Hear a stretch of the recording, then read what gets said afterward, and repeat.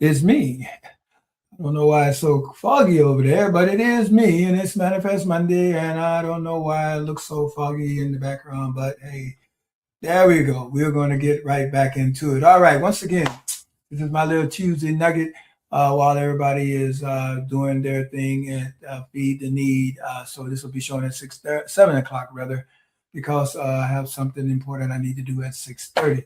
All right, as you can see on the bottom of the screen, it's saying God is shutting the mouth of the lion. Okay, there are moments in life when the enemy seems louder than ever. The roar comes through fear, it comes through oppression, it comes through disappointment, it comes to disagreement, it comes to discouragement, it comes to delay, it comes to accusation, uncertainty, and circumstances that appear larger than your faith. The goal of the roar is not merely to make noise, it is to intimidate you into surrendering what God has promised. Throughout Scripture, lions often represent forces of destruction, opposition, and devouring. A lion's roar is designed to create fear before the attack even occurs. The enemy understands this principle well. Often his greatest weapon is not his power, but his ability to convince believers that defeat is inevitable.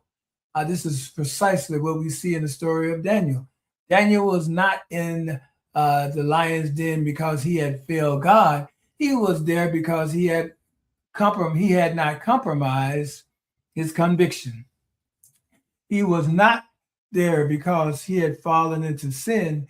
Daniel found himself in the den because of his faithfulness. His commitment to prayer often offended those who opposed him. His consistency threatened those who envy him. His devotion to God placed him in a position where his faith would be tested publicly. There is an important lesson in this story. Sometimes believers assume that difficulty is evidence that they have missed God.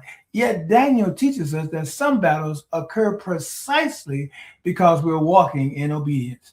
The den was not proof that God had abandoned Daniel. The den was proof that God trusted Daniel. Okay, push, pause, rewind, play. The den was not proof that God had abandoned Daniel. The den was proof that God trusted him. What appears to be a place of destruction became a platform for divine intervention.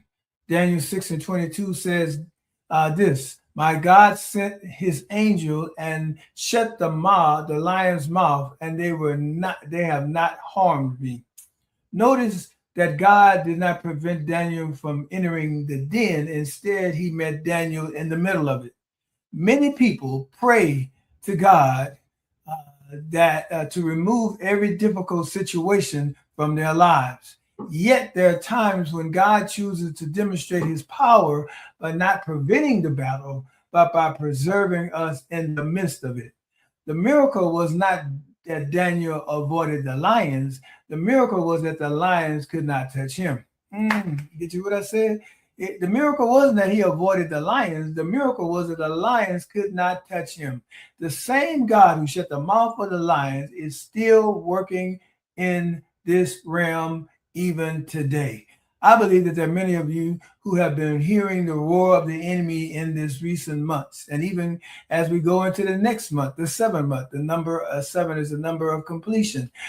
Some have heard the roar against your finances. The enemy has attempted to convince them that lack will prevail, and that their harvest will never come. Others have heard the roar against their families.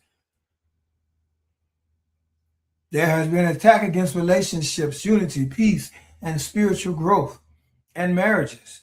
Still others have heard the roar against their calling. They have faced disappointments, disagreements, discouragement, opposition, criticism, and obstacles, and that seem designed to make them quit before stepping fully into their assignment.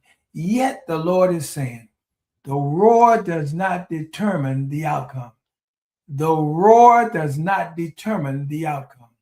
The enemy may roar, but he cannot devour what God has chosen to preserve.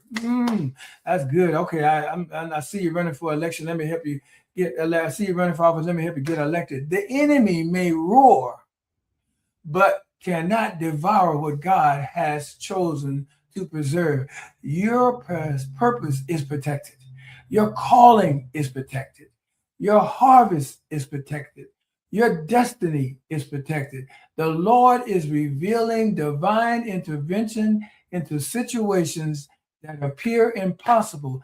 Just as he sent an angel into Daniel's den, he's moving into circumstances where human solutions may have reached their limit. What enemy intended as a place of defeat for you will become a testimony of God's faithfulness. What the enemy has intended as a place of defeat for you will become a testimony of God's faithfulness. What was sent to intimidate you will ultimately reveal God's power. What was meant to silence you will become the very story that glorifies God. On one of the most beautiful truths revealed through Scripture is that God is not only a deliverer, he is a lifter. He lifts people from pits. He lifts people from valleys. He lifts people from seasons of oppression. He lifts people from places where others expected them to fall. Daniel entered the den as a target, but emerged with greater influence than before. The very situation that appeared threatening became the pathway to great favor, to greater testimony. Perhaps that is exactly what God is doing in your life right now.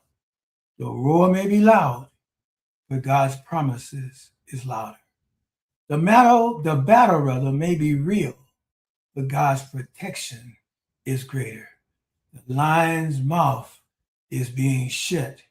Your testimony is being opened. And remember that God in this season is shutting the mouth of the lion.